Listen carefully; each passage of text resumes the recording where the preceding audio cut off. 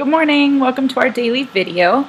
Our Thursday videos are going to be Theory Thursdays.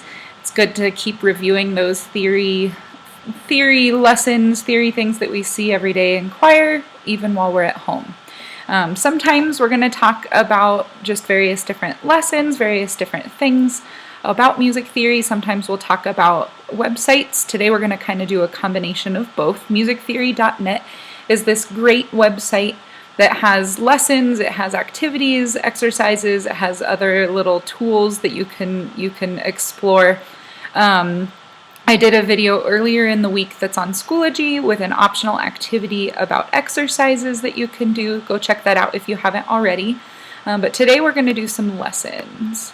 There's lots and lots of different lessons. We're going to go over the first two: the staff, clefs, ledger lines, and note durations.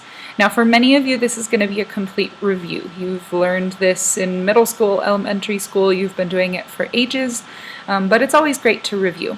And for some of you, if you joined music recently, even this semester, this is maybe something that's still a little bit newer, so this is always great information to know. So the first lesson, the staff, clefs, and ledger lines. So the staff is where we have all of the notes. We've got 5 lines and 4 spaces. All of the notes represent notes that are going to be played on the piano, sung by your voices, or played on an instrument.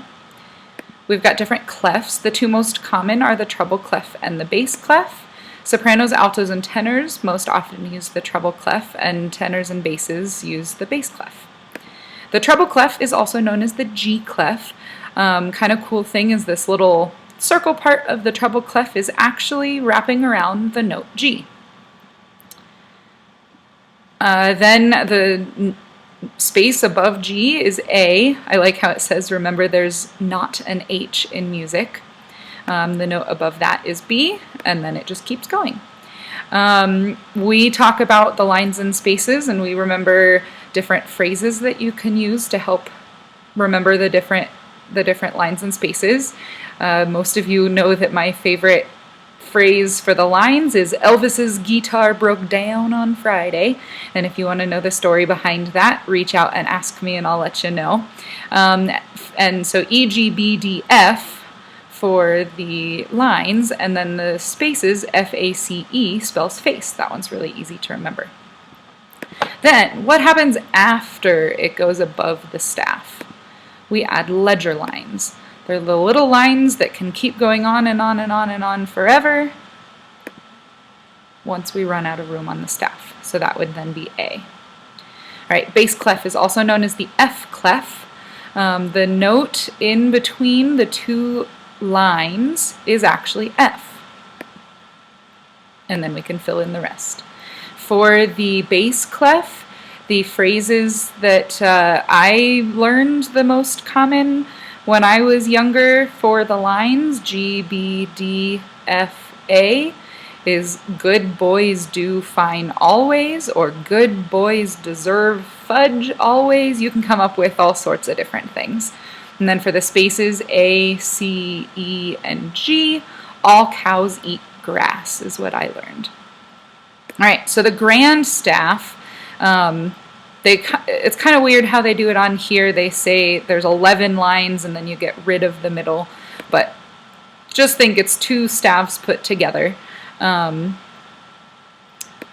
You have treble clef on the top, bass clef on the bottom, and they're joined by middle C. When I taught elementary school, we referred to this as magical middle C. And that's where that invisible line is. That's technically a ledger line. And then you can have all of the notes up and down the staff, and that's the grand staff. Okay, that is the lesson on the staff and clefs and ledger lines. So I'll go back and we'll do a short little lesson about notes. So note durations, how long we sing or play the notes. We'll start with the whole note. Whole note is 4 beats. The half note is 2 beats. It's half the amount of the whole note, so 2 half notes equals a whole note. Quarter note is 1 beat, And this is in 4/4, so if we're in different durations, sometimes it gets a little weird, but we'll just imagine that we're in 4/4. So a quarter note gets 1 beat. It is half of the amount of 1 half note, and you can have 4 quarter notes in 1 whole note.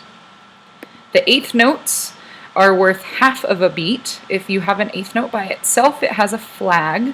We often see eighth notes together. They don't show that on here. But when you see 2 eighth notes together in music, often the flag connects the 2, but 2 eighth notes equals 1 quarter note. 16th notes have 2 flags, and 2 16th notes equals an eighth note, or 4 16th notes equals a quarter note. So it's 1/4 of a beat.